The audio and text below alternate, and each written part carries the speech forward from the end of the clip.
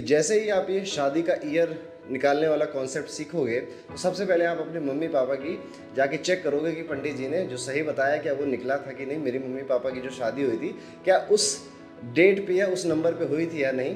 तो आप जब कॉन्सेप्ट सीखोगे तो आप चेक ज़रूर करोगे। और एक अच्छा दिमाग, एक जिज्ञासु दिमाग, क्यूरियस माइंड ऐसा ही करता है। क्या है ग्रहों की चाल, सनातन रीतियों और ज्योतिष शास्त्र के माध्यम से अंकों की इस रहस्यमयी दुनिया को देखेंगे,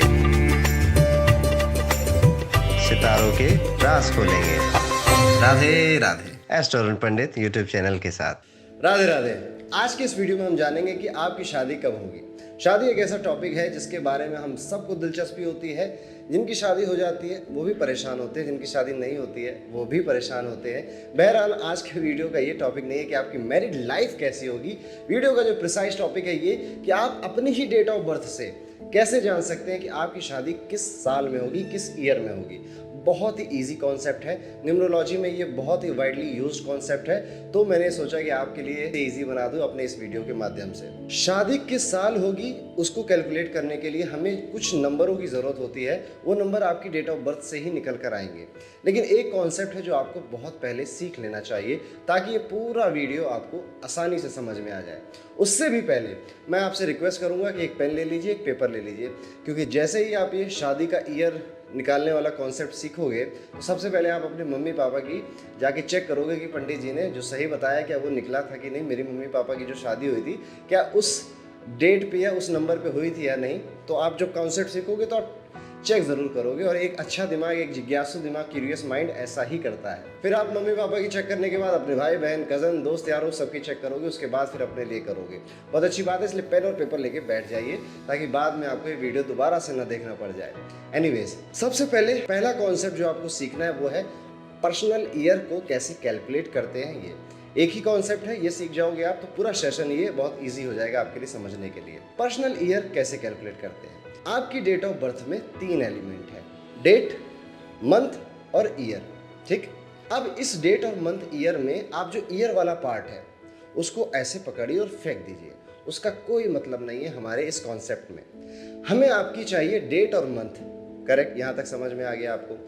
अब आप जिस भी साल में शादी करने की सोच रहे हैं, देख रहे हैं, लेट्स सपोज आप अभी ये वीडियो 2022 में देख रहे हैं और आप सोच रहे हैं कि 2022 के एंड तक क्या मेरी शादी होगी या नहीं। आप ये वीडियो मेरा किसी और साल में देख रहे हैं, 2025, 2030 में देख रहे हैं, तो उस ईयर को जोड़ना है आपको अपनी डेट और मंथ में। एक एग्जाम्पल दूंगा, आपको बहुत आसानी से समझ में आ जाएगा। लेट्स सपोज एक मिस्टर एक्स है। मिस्टर एक्स की डेट ऑफ बर्थ है 9 सितंबर 1990। पहला क्या, 1990 को उठाया और फेंक दिया।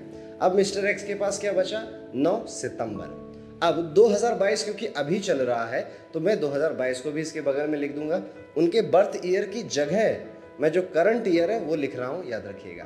यानी कि अब जो लिखा हुआ है मिस्टर एक्स के नीचे वो है 9 सितंबर 2022। इतना कर लिया आपने, आप 80% सीख गए। चलिए बाकी के 20% भी सीख लीजिए। आपको करना बस इतना है कि अब जितने भी नंबर आपको दिखाई दे रहे हैं 9 सितंबर 2022, इनको आपस में ऐड कर दीजिए और एक सिंगल डिजिट लेकर आइए।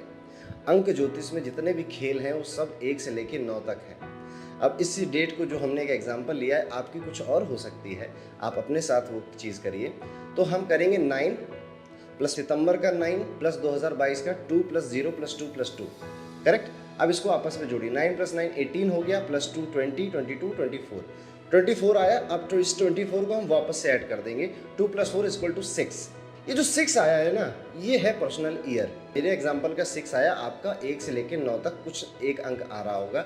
1 2 3 4 5 6 7 8 9 में से कोई भी अंक वो आपका हो सकता है। ठीक है, यहाँ तक आई होप आपको समझ में आ गया हो। मैं एक और एग्जांपल ले रहा हूँ आपके लिए ताकि कॉन्सेप्ट अगर किसी का क्लियर नहीं हुआ तो फिर से क्लियर हो जाए। एक और डेट ऑफ बर्थ मैं आपके लिए लेता हूँ। डेट ऑफ बर्थ है 1 अगस्त 1996। सबसे पहले क्या करना है, बर्थ ईयर को उठाया, फेंक दिया। जो साल चल रहा है उस साल को हमने उसकी जगह रख दिया। अब हमने इसको आपस में ऐड कर लेना है, यानी कि 1 प्लस 8 अगस्त का प्लस 2 प्लस 0 प्लस 2 प्लस 2। अब इसको सिंगल डिजिट में लेकर आते हैं। 1 प्लस 8 9 हो गया, 9 प्लस 2 हो गया 11, प्लस 2 हमारा हो गया 13, फिर प्लस 2 करेंगे तो हो जाएगा 13 प्लस 2 15। इस 15 को फिर से हम ऐड कर देंगे तो आ जाएगा 1 प्लस 5 6। ओके, दोनों ही एग्जाम्पल में इत्तेफाक से 6 ही आ गया, आपका कुछ और भी आ सकता है, सो इस पर कंफ्यूज मत होइएगा। अब आप पर्सनल ईयर कैलकुलेट करना सीख गए, बधाई हो, अपने लिए तालियां बजाइए। अब देखिए, ये जो पर्सनल ईयर का कॉन्सेप्ट है ये हर साल चेंज होता रहेगा।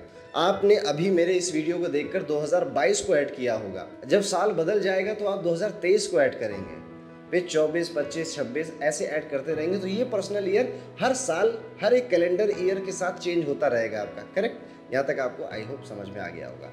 अब आपको देखना है कि अगर लेट्स सपोज आप मैरिज करने के लायक हो गए हैं, आपको शादी करना है, आपकी उम्र 13 साल की है, तो फिर इस वीडियो की कैलकुलेशन आपके किसी काम की नहीं है। आपकी उम्र उसके आसपास होनी चाहिए जब आप मैरिज करने के लिए रेडी हुए हो। जब आप ये पूरी कैलकुलेशन सीख गए हैं पर्सनल ईयर निकालने की, अब आपको जो करना है वो ये चेक करना है कि क्या आपका पर्सनल ईयर नंबर 2 आया है, 3 आया है या फिर 6 आया है।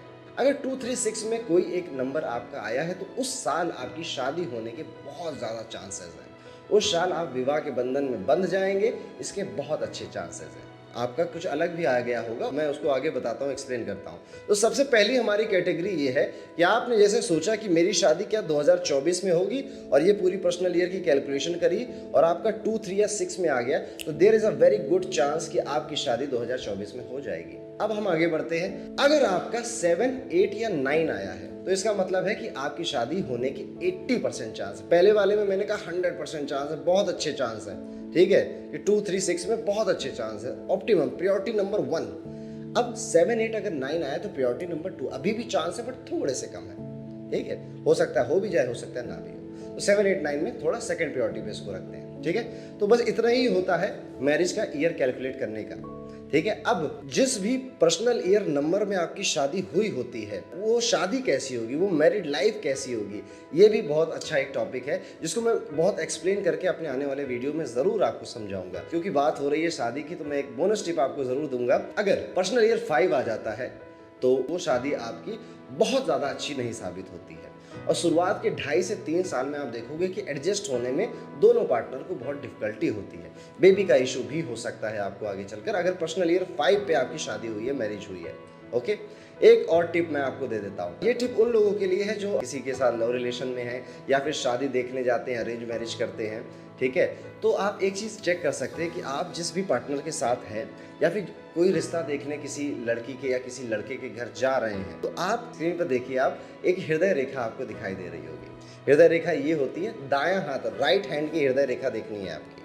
अगर हार्ट लाइन हृदय रेखा आपकी और जिस भी लड़के के साथ लड़की के साथ आप रिलेशनशिप में हैं या फिर जिसको अरेंज मैरिज के लिए देखने जा रहे हैं, उसकी भी हार्ट लाइन आपके एक जैसी है, तो there is a very good chance कि आप हस्बैंड और वाइफ बन जाओगे।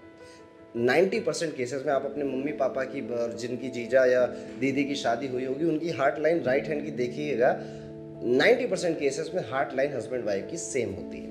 एंड इफ मैरिज हो गई और हार्ट लाइन सेम नहीं है तो देयर इज़ अ पॉसिबिलिटी कि मैरिज बहुत अच्छी नहीं चल रही होगी, कुछ ना कुछ डिस्टर्बेंस वहाँ पे ज़रूर होगा। तो ये था पूरा इस वीडियो का कॉन्सेप्ट कि कैसे आप जान सकते हैं, कैसे अपने पर्सनल ईयर से जान सकते हैं कि आपकी मैरिज की पॉसिबिलिटी क्या है। तो आई होप आपको ये कॉन्सेप्ट बहुत आराम से समझ में आया होगा। मैंने बहुत लूसिड मैनर में आपको समझाने की कोशिश की है। It is a very secret chapter of numerology. काफ़ी एस्ट्रोलॉजर्स, काफ़ी न्यूमरोलॉजी इसी मेथड को यूज़ करते हैं जब आप उनसे कंसल्टेशन वगैरह लेते हैं, पर it is a very easy method, आप खुद भी ट्राई कर सकते हैं। ट्राई ज़रूर कीजिएगा और अपने घर वालों का, आस पड़ोस वालों का चेक करके मुझे कमेंट में ज़रूर बताइएगा कि कितनी एक्यूरेसी आई है आपकी। ओके, हाँ, मैं अभी भी कहूँगा of course there is a possibility कि ये पूरी तरह से सच ना निकले और आपके लिए आपका जो शादी हुआ है वो पर्सनल ईयर 1 में भी हो सकती है, बट यही तो है, it is a science, it is not a law. Law होता है जो हर जगह एप्लीकेबल हो, न्यूटन का 3rd लॉ हर जगह एप्लीकेबल है, चाहे इंडिया में रहो चाहे अमेरिका में रहो। It is a science, research चल रही है, रिसर्च जैसे जैसे डेवलप होती रहती है, साइंस बदलती जाती है, उसकी थ्योरीज बदलती जाती है। सो इसी नोट के साथ मैं अपने इस वीडियो को आज खत्म कर रहा हूँ। मिलता हूँ आपसे अगले वीडियो में, तब तक के लिए राधे राधे।